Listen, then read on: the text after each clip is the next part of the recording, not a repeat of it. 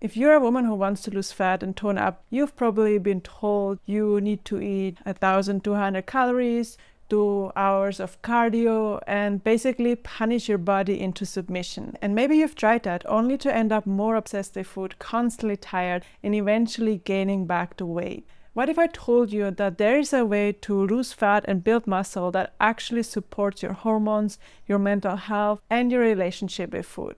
Today, I'm breaking down the science of fat loss, but from a holistic perspective, which honors your body as a whole system, not just as a calorie-burning machine. And in case you're wondering why you should even listen to me, hi, I'm Sarah. I'm a certified holistic health coach with advanced training in gut health, hormone balance, and emotional eating recovery through the Institute of Integrative Nutrition.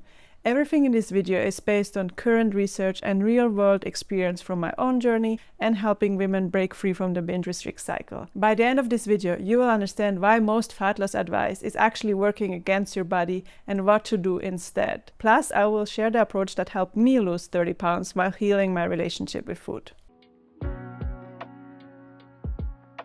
Let's start with what actually happens when you lose fat. Your body burns energy through 4 main pathways. First up, your basal metabolic rate, which is about 70% of what you burn daily. This is what your body needs just to keep you alive. Then there is NEAT, non-exercise activity, which is about 15%. This is all the movement that isn't formal exercise, so fidgeting, walking, even thinking, just moving around the house. Then of course there's the exercise activity, which is only about 5% of what your body burns. And yes, you heard that right. Formal exercise is the smallest piece.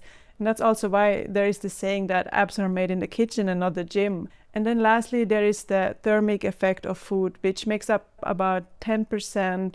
And it's the energy it takes to digest what you eat. Now here's what diet culture gets wrong. They focus obsessively on those 5% from exercise, and they try to manipulate your food intake without considering how it affects those other 85% of what your body burns daily. And when you restrict food too much, your body actually fights back by slowing your metabolism, reducing your needs, so your non-exercise activity.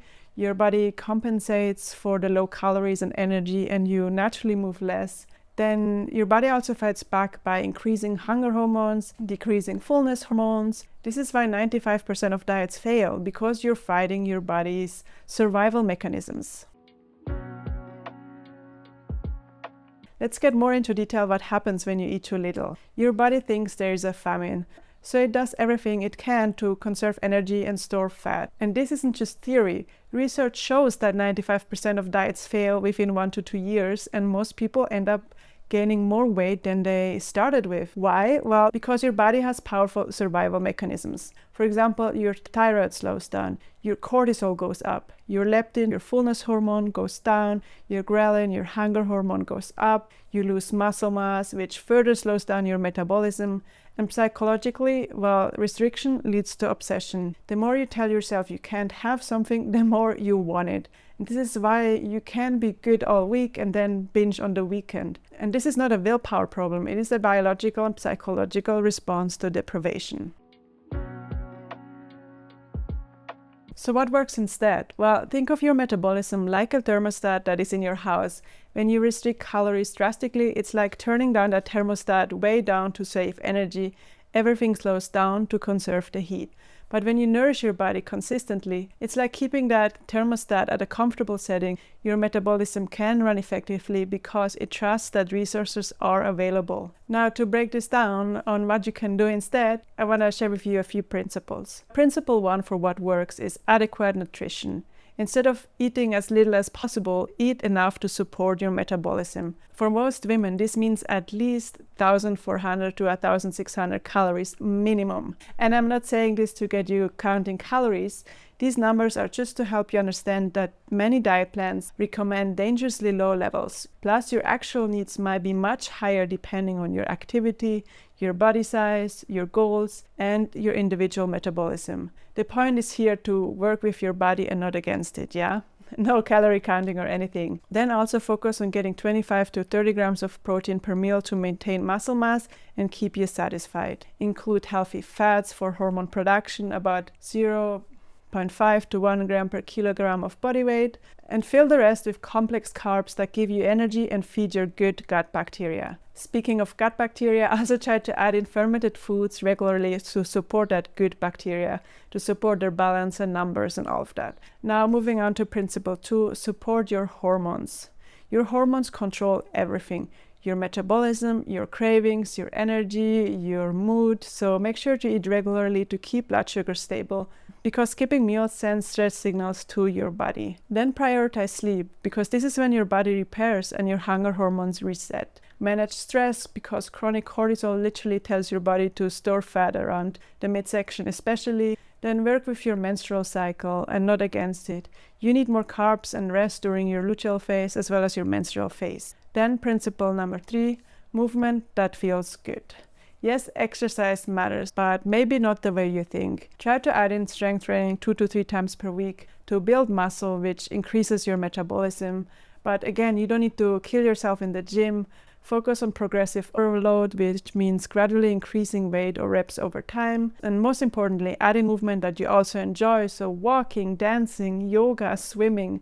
The goal is to move your body because you love it and not because you're punishing it. Lastly, principle number 4, heal your relationship with food. This is the piece that most fitness advice misses entirely. If you're using food to cope with emotions, no amount of meal planning will work long term. And I went deeper into why meal plannings don't work for you in a previous video, so check it out here, and I will also have it linked down below. And also, if you're afraid of certain foods, you'll always feel out of control around them. If you tie your worth to your weight, you'll never feel good enough. True fat loss happens when you feel safe in your body and trust yourself around any kind of foods. Here's how to put this into practice in a sustainable way. Week 1 and 2, establish a baseline. Eat regularly, breakfast, lunch and dinner, snacks if needed. Aim for protein at every meal. Notice your hunger and fullness cues without judgment, and track how you feel and not just what you eat. Then week 3 and 4, add in movement. Start with 2 strength training sessions per week. And no, this doesn't mean that you have to go to the gym. For example, me at the moment with my toddler, it's pretty much just possible to do home workouts, and it's actually been going surprisingly well. Then also add in 1 to 2 walks or any other enjoyable movement. Focus on how exercise makes you feel and not just how many calories you burn. Then weeks 5 to 8, fine-tune your nutrition based on how you feel. If you're tired, you might need more carbs or calories. If you're not recovering from workouts, it might be that you need more protein or rest. If you're constantly hungry, you might need more fiber and healthy fats. And then ongoing, address the emotional piece. Notice when you want to eat but aren't physically hungry. Develop other coping strategies for stress, boredom, or other difficult emotions. I have many other videos here that can help you with that, so check out the emotional eating playlist here.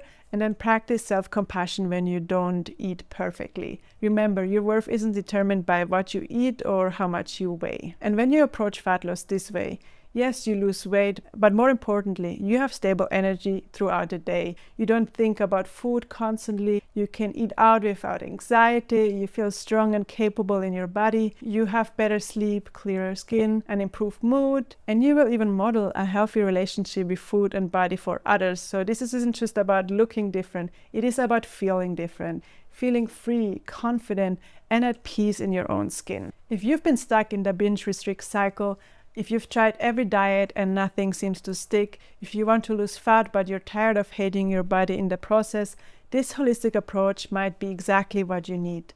It's not about perfection, it is about progress. It's not about control, it is about trust. It's not about punishment, it is about nourishment. To help you even further, I've created a training called Stop Nighttime Overeating in 7 days, where I dive deeper into the emotional pieces of this puzzle. Because you can have all the nutritional knowledge in the world, but if you're still using food to cope with stress, you will stay stuck. So grab the training below, it's completely free, and let me know in the comments what is one thing from today's video that you're going to try differently. And if this science-based approach to fat loss resonated with you, if you're tired of fighting your body and instead are ready to work with it instead of against it, if you want more content that bridges the gap between real science and holistic wellness, please hit that like button, because it tells YouTube that this message matters and it helps more women who struggle with diet culture to find this kind of content. And if you're not already subscribed, hit that subscribe button, maybe even turn on the notifications, because I'm here almost every week sharing the real science-backed truth about health and healing. No diet culture BS, no quick fixes, just honest and holistic approaches that actually work. Your support means everything to me, and it helps this message reach the woman who need it the most. And before I let you go, remember, your body is not your enemy. It is your home. Treat it with the respect and love it deserves. Lots of love, and I'll see you in the next video.